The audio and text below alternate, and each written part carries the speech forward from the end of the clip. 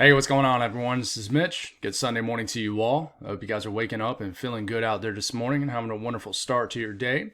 And I hope everyone's been having a great weekend out there so far. Today's the big day of severe weather, so we're here to discuss in as much detail as possible. The first thing we'll discuss is the latest from the Storm Prediction Center. Just know some of this information I speak on could change on the next update here in the next few hours per the Storm Prediction Center. It could go up a category, it could broaden, it could shrink.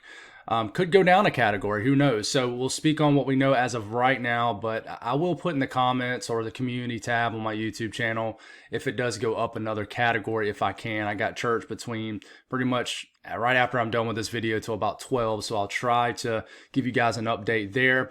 But after we get done discussing these outlooks, we'll break it down state by state. We'll take a look at the HRRR model and try to get the best idea possible on what's going to unfold later on this afternoon. And I'm literally going to, check out the timestamps. It'll be a state-by-state breakdown. So if you're only here to say, listen to what's going to happen in Indiana, listen, I'm not going to beg you guys to watch the entire video. Just click the timestamp for Indiana. I do recommend watching the outlook portion of this right at the beginning of the video just to know what category you are per the Storm Prediction Center. But if you just want to hear about your state, I don't blame you.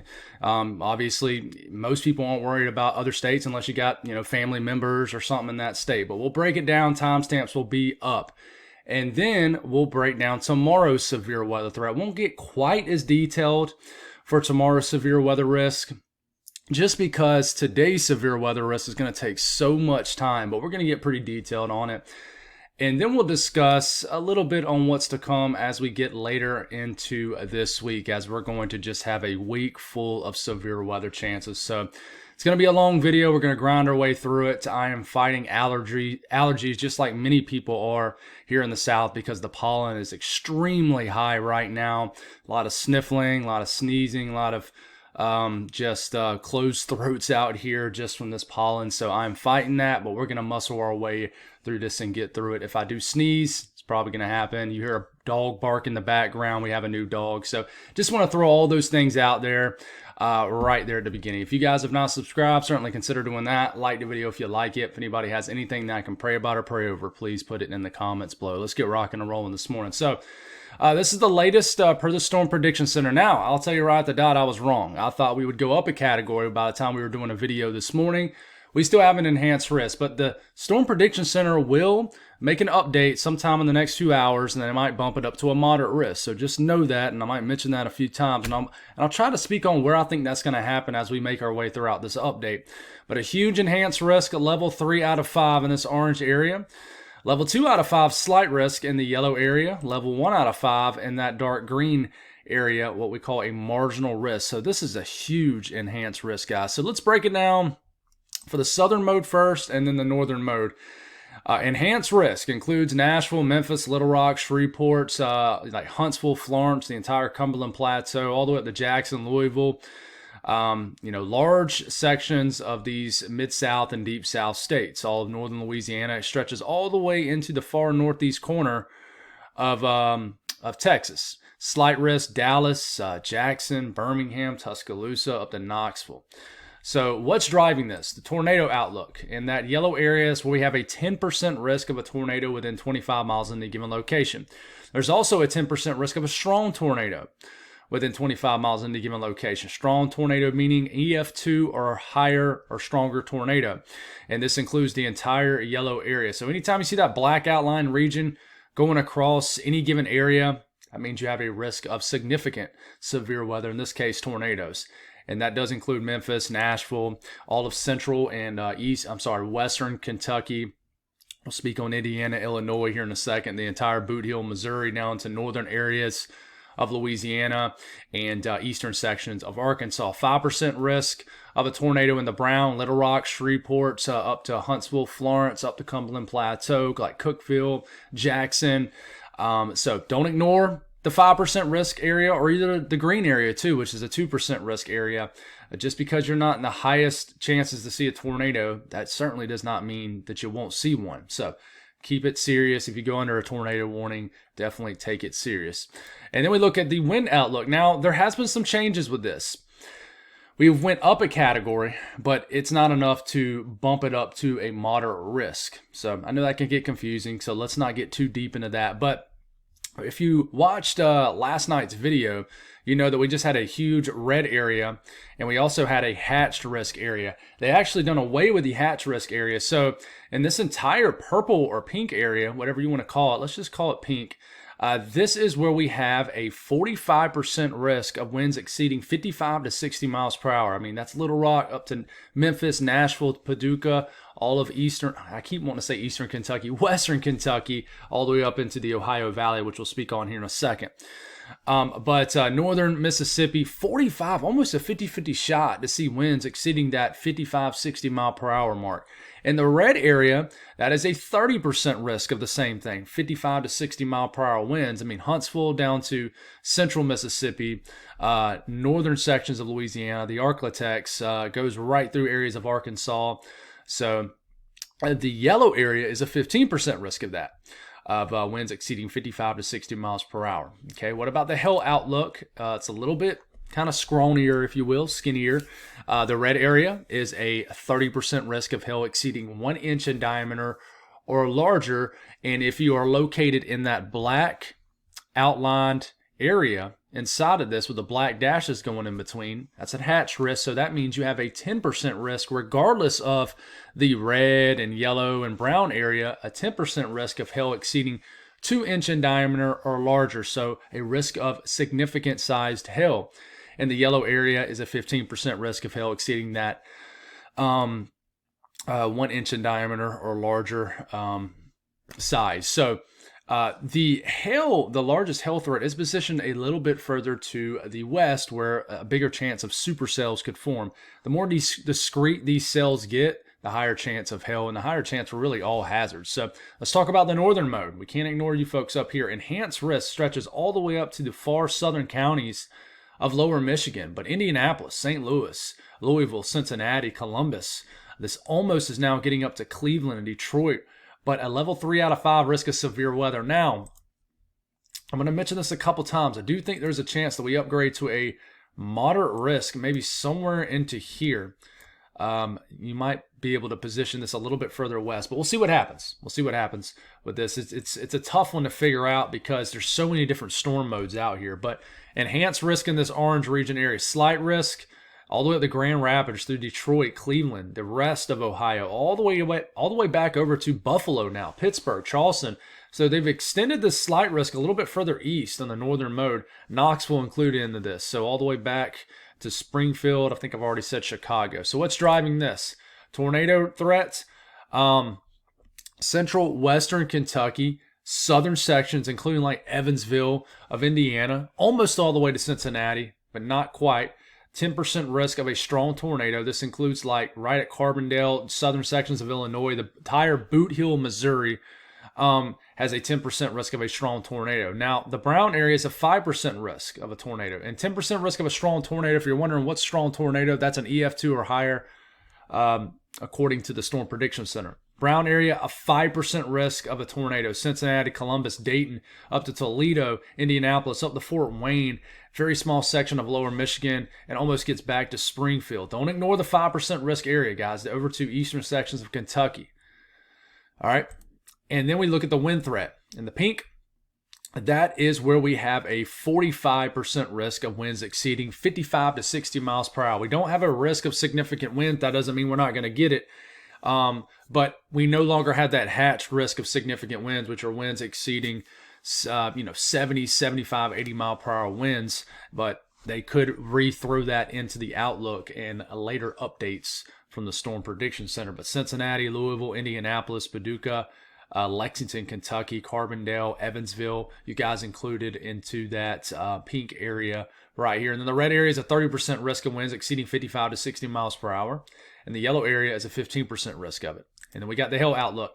A little small, I wouldn't call this small. It's large in the grand scheme of things. But the red area is a 30% risk of hail exceeding 1 inch in diameter or larger. The entire red area also has the hatch risk area around it just about. That's where you have a 10% risk of hail exceeding 2 inch in diameter or larger. Yellow area, 15% risk of hail exceeding 1 inch in diameter or larger. So this is a big, large, severe weather area today. Now, we're going to break it down state by state, and I'm going to try to reiterate this, repeat this over and over throughout this state-by-state breakdown. But the time is up here. It's in Central Time, too, so it should be in the right time zone. But we're starting off around 8 a.m. We already have storms kind of surging through areas of Missouri right now.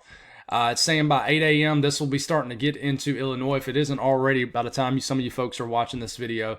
So just remember, I'm going to forget to mention times a couple times, probably multiple times throughout this video. It's up here. Hopefully you can see it well.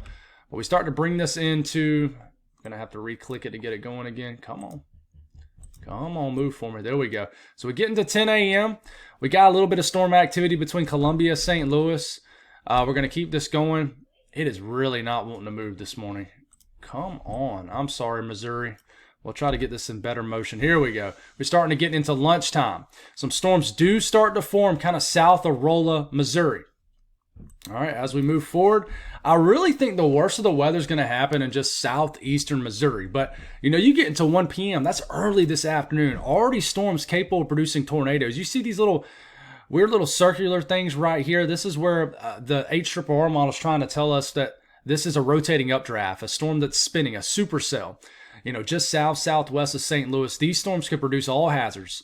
Okay, and the more discreet they get, meaning more alone that they get, the better they have a shot at taking advantage of all the atmospheric ingredients out there in the atmosphere. So look at these storms kind of going right over St. Louis. It could be a rocky early afternoon. We got to watch all these storms down here in southeast Missouri, the Boot Hill. And we keep going, and this is the storms I'm really worried about. You see these storms are trying to get discreet. These could definitely produce all hazards right here. If you hear any dog in the background, for my regular viewers, you guys know that I just got a new husky. He's a puppy. He's like 9 weeks old. He's trying to bark at my cats and give them to play with them, but hopefully you won't hear that much. But these storms right here are becoming discreet in the southern counties of Missouri.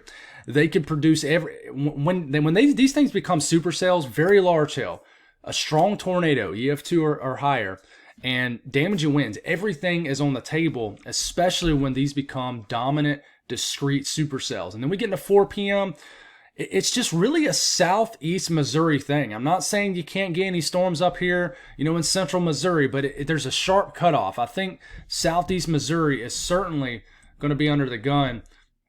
And hopefully my face isn't cutting off different areas down here in southeast Missouri. It looks like most of the area is kind of in the picture here. But we get into 5 p.m. Storms are still ongoing in southeast Missouri. Storms capable of producing all hazards. Then we get into 8 p.m. while we in the clear. Still could be getting some storms around 9 p.m. in the far southeast corner of the state. But it looks like by the time we get into midnight, you can just about say all clear for Missouri, at least for tomorrow. We're going to have other severe weather threats on down the road this week. But I really think it's just pretty much an early afternoon thing, besides what you're getting this morning, all the way until later this evening. And we're going to get supercells in southeast Missouri capable of producing all hazards. Let's speak on Illinois, and we're going to cover Indiana in this also. 8 p.m. I'm sorry, this is 8 a.m. this morning. Leftover energy starting to move into the western sections of Illinois. This could produce some strong storms, but I think all in all, this will lack severe elements to it. But around 11 a.m., these storms could, gain some steam and roll through Chicago. So Chicago around late morning, lunchtime today, you could get some strong to severe storms that blast through the city, north, south, west, and east of it. And then we get a little bit of a clearing. Now, I do think we could get some storms and really anywhere in Indiana, Illinois before the main show moves in. But we're getting to 1 p.m. Timestamp up here. You already see some storms bubbling up here in southern areas of Illinois. They could produce all hazards. And then we start to get into 3 p.m. This is where things could get rocky south of Springfield and Champaign. These storms, and you see the little circular things around these storms, this is where this particular run is trying to tell us where we're going to have rotating updrafts, a risk of tornadoes. So you got storms basically going through all of the southern half of Illinois and southern half of Indiana.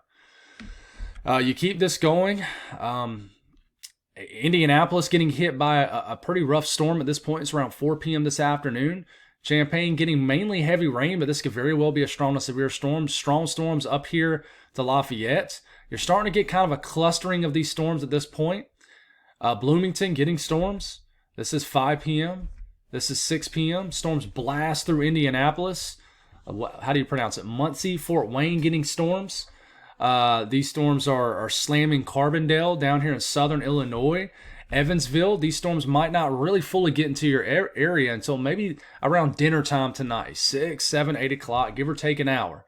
But these storms, it's going to be tough in Illinois and Indiana because there could be just kind of multiple rounds. Some areas might get hit multiple times. Some areas might somehow just miss all the rounds of storms. It just happens. And some people that miss the storms think, well, this was a bust, but 50 miles down the road could have got an EF3 tornado. So just remember, just because it doesn't do something at your house, that doesn't mean that it ain't doing something at somebody else's house. I think people forget that for whatever reason. But this is just to kind of roll through this again. 2 p.m., 3 p.m., 4 p.m., 5 p.m., 6 p.m., 7 p.m., 8 p.m., 9 p.m., 10 p.m.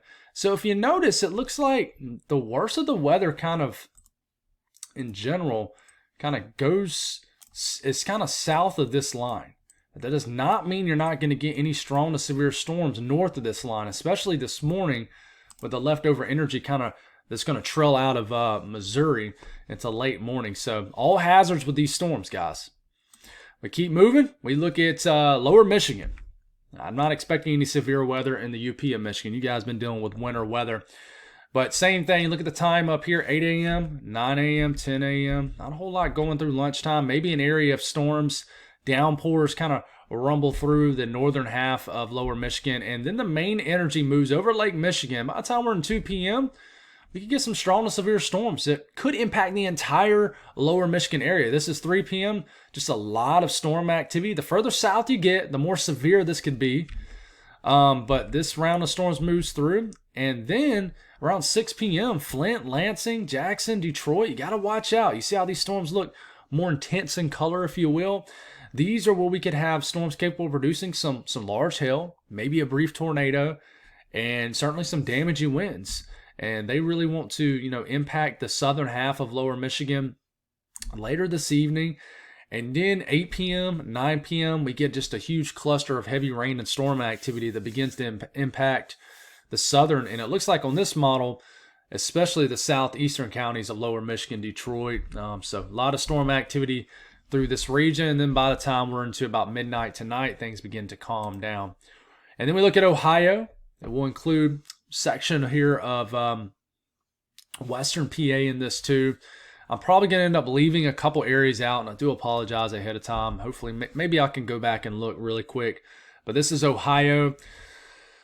Storms, just some showers, downpours this morning. You're getting at 10 a.m., 11 a.m. Come on. Lunchtime. Just scattered downpours. I don't think any of this will be severe. We got to wait until really later tonight. But we could get some scattered showers and storms, especially western Ohio. They could pack a punch later this afternoon. And then we start to get into about 6 p.m. These storms start to enter the western sections of the state. You see how they're more intense in color, indicating more higher intensity storm activity. But they start to move towards Troy, Dayton, Cincinnati, Bowling Green, Toledo. Not a whole lot going in Columbus at this point, but the entire western section of the state begins to get strong to severe storms. This looks like mainly clustering of storms, so I think the tornado threat will be a good bit lower up here. You can't rule it out, but a good bit lower. Some gusty winds, some large hail is definitely likely in some of these storms. When we go to 10 p.m., it looks like the worst of the weather's going right through the middle portion of the state. Cruising down here, it just went through Cincinnati.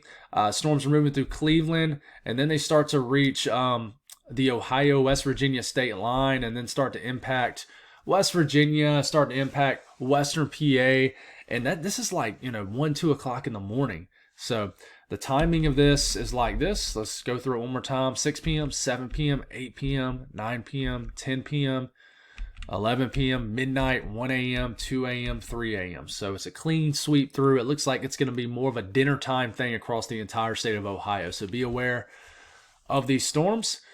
And then we go on and bump it down to Kentucky and Tennessee. We'll cover 2 states in this. 8 a.m., we're getting some scattered showers and storms. We take it to about midday, lunchtime, just scattered downpours out here.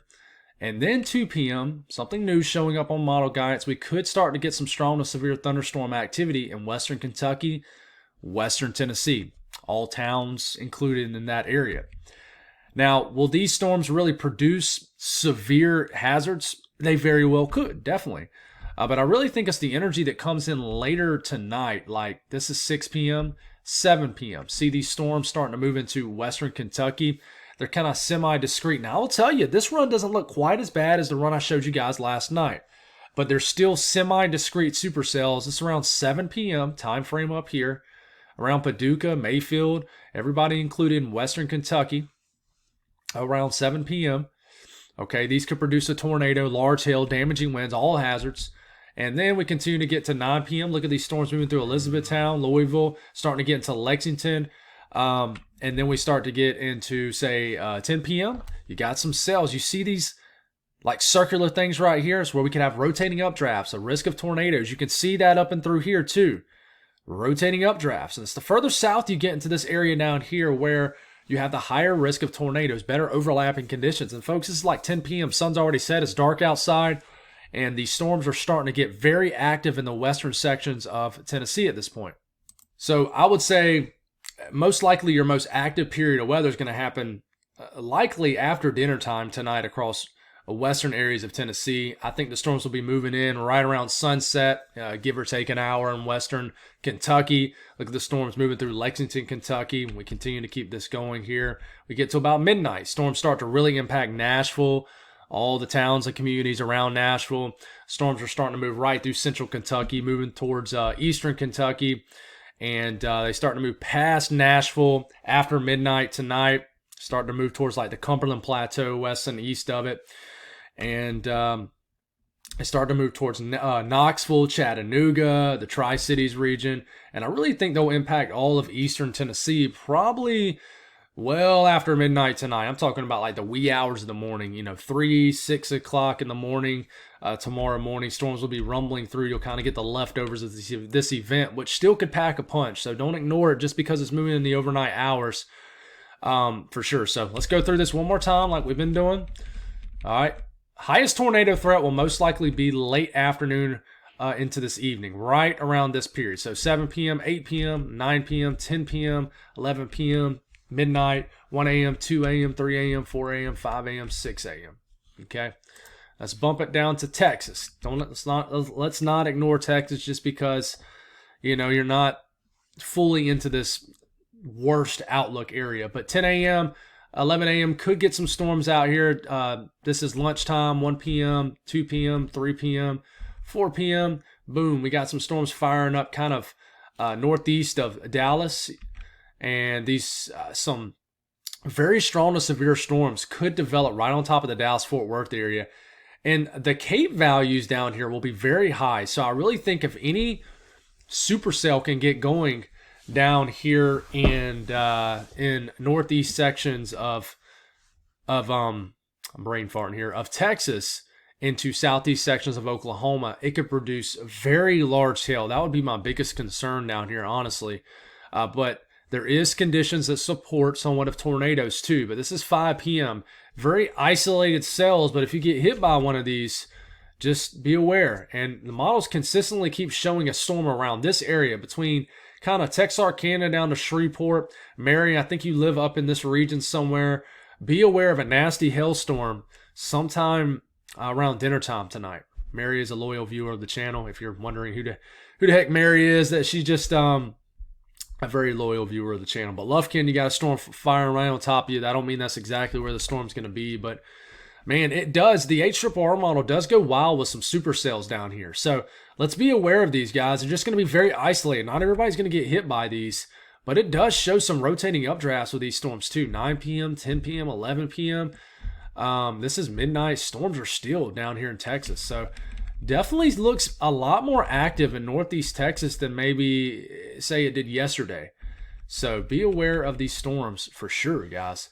Now we look at Arkansas. We'll include a very small section of eastern Oklahoma in this too. But in Arkansas, we take it right to 11 a.m. Shows a storm forming right over Little Rock. Not sure if that's what's going to happen, but we'll see. 1 p.m., 2 p.m., time frame up here. 2 p.m. shows a storm kind of between Fort Smith and Russellville. We'll see if that happens. Looks like a lone supercell. This could produce a tornado. kind of getting north of Russellville up into the mountain home into the Ozarks region. Heavy forested area up here. So we got to watch these supercells. Anything that gets discrete in Arkansas could produce a tornado. Look at this one cell forming just outside of Hot Springs around 4 p.m. Not very widespread coverage, but it shows this one cell in central Arkansas around 5 p.m. You don't want any cells becoming dominant, becoming discrete, or they're going to take more advantage of everything in the atmosphere at play that supports severe weather. But man, look at this cell. And look at the little areas right here. It's where we're, it's indicating rotating updrafts. So that's a concern. Shows a lot of clustering of supercells over central Arkansas, 6 p.m., 7 p.m. Look at these storms up here in northeast Arkansas. This is an area I'm really concerned about, specifically Jonesboro. All these areas up here, we got supercells that continue to form in central Arkansas. And, things starting to maybe... I don't want to say you're in the clear in western Arkansas around 9 p.m., but it really looks like the worst is going to form east. But man, look at all these supercells in eastern Arkansas. Moderate risk could get kind of issued down here. I would not be surprised. So we got a lot of supercells forming right here in this area. Kind of Little Rock points south, points east, points northeast. So this is 9 p.m. This is 10 p.m. This is 11 p.m. Storm starting to move into Tennessee, Mississippi, down into Louisiana, and then things begin to maybe clear out. We might get additional storms later on tonight after midnight in southeast Arkansas. But, I think Arkansas can be very active. This is 1 p.m., 2 p.m., 3 p.m. See that storm cruising across northern Arkansas. A couple supercells can form. The potential for widespread supercells in central Arkansas begin to develop. 8 p.m., 9 p.m., 10 p.m., 11 p.m., So I am concerned about the state of Arkansas for sure with severe weather. Now, Louisiana, 8 a.m., 9 a.m., 10 a.m., time frame up here for my folks in Louisiana. 11 a.m., lunchtime, 1 p.m., 2 p.m., 3 p.m., 4 p.m. Like, man, what's going on? Anything going to happen? Then we get one storm. Looks like it forms just outside of Alexandria. 6 p.m., 7 p.m., and then we get some storms around the Shreveport area, the northwestern sections of the state. And those northern parishes of Louisiana could begin to get some very active weather. Some storms could trail out of Arkansas. So Shreveport and Monroe, watch out for some nasty weather. There's not a whole lot going on in central and southern Louisiana at this point. But I do think things will get active down here later on at night. This is midnight. Storms look pretty bad up here in the northern sections of Louisiana. 1 a.m., 2 a.m., 3 a.m. Well, this is 3 a.m. Then storms begin to really get going in the rest of Louisiana. So this is around 3 a.m. in the morning, Alexandria down to Lafayette. Storms start to impact Baton Rouge. And then they start to get down into southeast Louisiana where they could begin to produce some severe wind gusts, large hail, and you cannot rule out the potential for a tornado. Even though this looks like more of a clustering of storms, they could still be strong to severe. And I think we're waking up tomorrow morning to very active weather across southeast Louisiana, a lot of storm activity. So, Mississippi and Alabama. We could just get scattered showers and storms today. For example, it shows, some storms down there near Mobile, Biloxi, Hattiesburg for about mid to late morning today. That's a slow-moving storm. Could get additional thunderstorms to develop. And listen, these could be strong to severe. They very well could be. The atmosphere is certainly very juiced up down here, so we're going to get scattered showers and storms throughout the state, potentially of Mississippi and Alabama. I wouldn't rule it out, and some of these could pack a punch. 6 p.m., 7 p.m., all right, 8 p.m., 9 p.m., not a whole lot going on, 10 p.m., 11 p.m., and then we start to get some storms cruising across the Mississippi River into western and northwestern sections of Mississippi. And then this could turn into a line of storms, starts to cruise across the northern half of Mississippi. It's around midnight, 1 a.m. time frame up here. Then these storms start to get into central Mississippi, some storms moving into northern Alabama. And this could just turn into a line of storms cruising through the state of Mississippi, getting into Alabama around 3, 4, 5 o'clock in the morning. And then, they can be pretty intense. This is like 6 a.m. in the morning tomorrow morning. Strong to severe line of storms making its way through the southern half of Mississippi and through most of the state of Alabama. This particular run shows it going right over Birmingham around 6 o'clock tomorrow morning. And it's heading off to the east, where we introduce our day of severe weather for tomorrow across other areas of the southeast and mid-Atlantic. But definitely a rainy, stormy start across the deep south for tomorrow morning. So it's kind of a weird day across the south, the deep south with this event. Could have scattered showers and storms today, and then a main event moves in later tonight. So it's kind of tricky for sure. But talking about parameters like, the updraft helicity swath, significant tornado parameters, things like that. So this is the updraft helicity swath for the northern mode. I'm not going to break it down state by state with this, so we'll be talking until about lunchtime today. But anywhere where you see slashes of color, this indicates where we have rotating updrafts on this particular model run. Now, just because you have a slash of green, red, whatever over your area, that doesn't mean there's a 100% chance of you getting a tornado. This just shows where we could have rotating updrafts, and this always does a good job of really pinpointing where the highest tornado threat could be. So it's between now and Monday morning, and it really likes right here where Kentucky, Missouri, kind of Tennessee, Arkansas, Illinois, and Indiana sort of come close to coming together. Highest tornado threat. Now, we're definitely going to have the risk of significant winds, and it moved to the 07Z. So you can tell that these storms are going to be producing a lot of wind. See pockets of wind. Heck, it shows a 73 mile per hour wind gust here in Illinois and Indiana. But there's going to be pockets of very strong wind gusts where the most intense storms are. So, be aware of that. And then we drop it down. Let's go down to Arkansas. Okay. Strong wind gusts with these storms for sure. But look at the updraft helicity swath in this area. All right. It really, really likes the idea of northeast Arkansas. If someone had to say, hey, Mitch, if you had to name one state where you could get a strong tornado today, I would say Arkansas. And if you would ask me what part of the state could get that tornado or the highest risk of a strong tornado, I would say northeast Arkansas, maybe into the Boot Hill, Missouri. So I'm not saying, 100% bet that's going to happen. I probably have some people tuning in from this area. But man, I would just really watch this area right into here today. This area right into there, okay, for the highest tornado threat. But you see slashes down here. You see rotating updrafts down here in the deep south. So I don't know. It just seems like something's coming together in this region. You can see how the significant tornado parameter spikes across these regions. The higher the number, the better the ingredients for tornadoes. And then we're going to have a risk of tornadoes even into the deep south, into the overnight hours. And just looking at everybody else, this is the deep south. The significant tornado parameter certainly begins to drop off somewhat as we get into the wee hours in the morning. But still, the ingredients of tornadoes are there. Anytime you see a number on the screen, you got ingredients for tornadoes. It's just not as high. Okay, so that's a breakdown of that. I hope that helps, guys. 33 minutes in, and we're just now getting to Monday. So here's what's changed for tomorrow's severe weather event. We have an enhanced risk now, and I do want to check something here. Make sure we didn't get...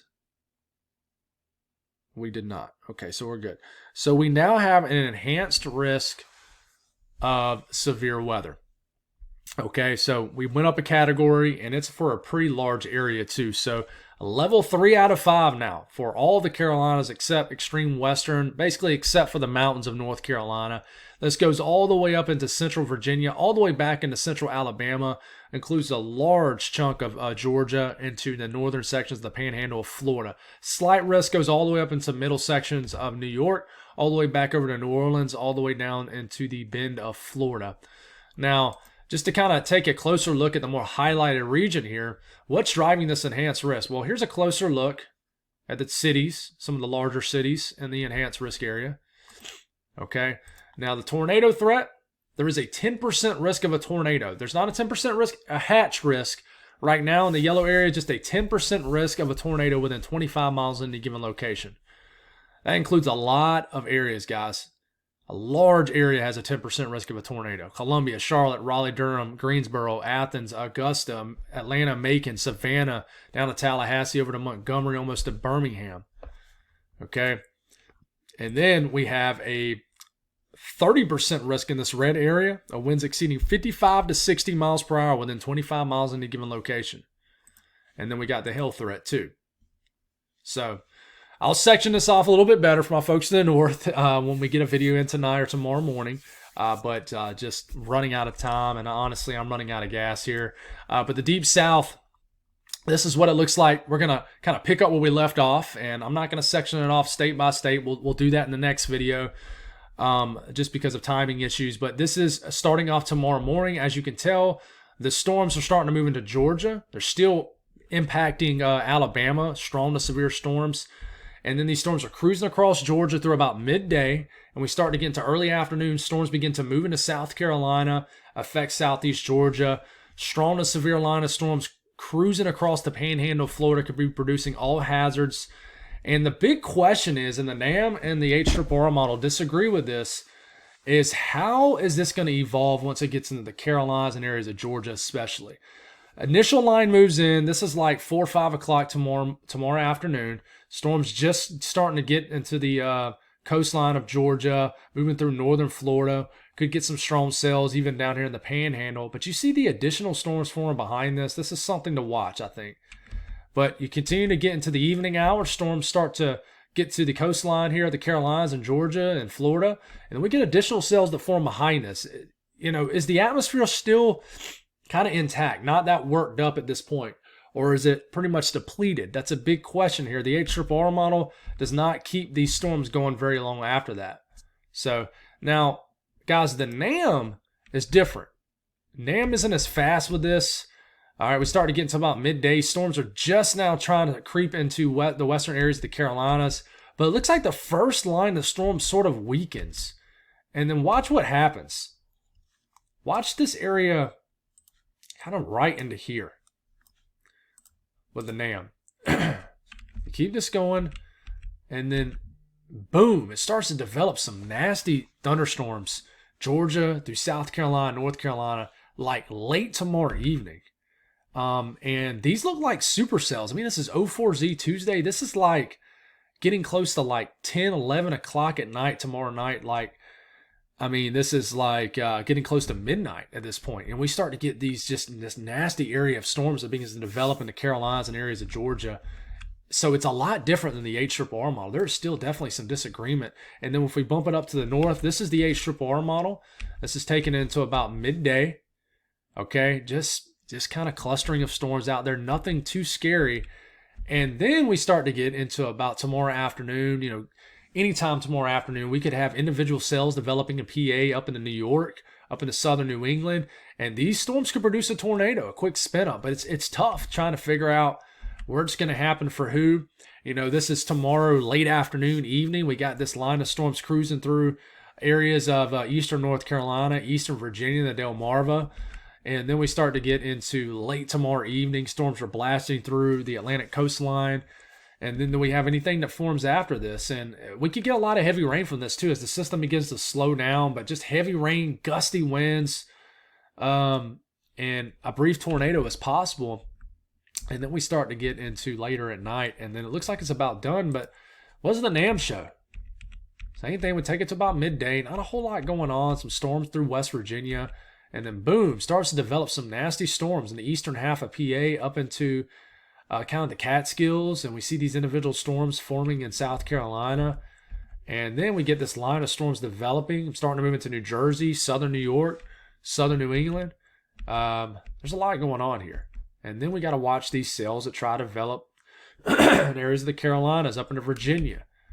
So there's definitely a difference here. It does show a powerful line of storms developing Tuesday morning and affecting the Outer Banks and the Carolina coastline. So we'll watch that. But, you know, the updraft Felicity swath, this is between now and Monday morning. But the rest of the period, it does show rotating storms through the panhandle of Florida into Georgia. And we bump it up here into the Carolinas. And it does show rotating storms on the HRRR model. But if you look at the NAM, it shows something similar. It shows these storms kind of rotating more here in the Carolinas and eastern North Carolina. But, you know, we'll dive a little bit deeper in all of this when we can stop focusing so much on what's going to happen today. But there is definitely a tornado threat to watch here. But the short-range model guide certainly disagrees right now. So I will tell you there's a severe weather threat for, my days are getting so mixed up. This is for Tuesday. Also, slight risk of severe weather. There is also a risk of significant severe weather in this hatch risk area, south of Omaha down to Kansas City, all the way down to Topeka, almost said Tupelo. So there is a risk of severe weather already up for Tuesday in this area. But unfortunately, it does look like Wednesday could be a big day of severe weather, guys. This is where in the orange area we already have a level 3 out of 5 risk of severe weather. So an enhanced risk basically at day 4. So all the ingredients are coming together for another significant severe weather event in kind of the same areas that are going to see it today. So we got a long week out ahead of us. Slight risk extends all the way back down to the Dallas-Fort Worth area, all the way up into like northern sections of lower Michigan, all the way almost up to like Green Bay. And then day 5, there's going to be a risk of severe weather also, a slight risk for next Thursday. Okay, so this extends across a huge area. So there's a lot to figure out, a lot to talk about. That's all I got though, guys. God bless all y'all. Stay safe. I will most likely have a video tonight, but it will probably go into discussing what happens for tomorrow, as on this channel we typically stay ahead of the storm. So God bless all y'all. Have a wonderful day. Stay safe out there. Praying for you guys, and I'll talk to you again soon.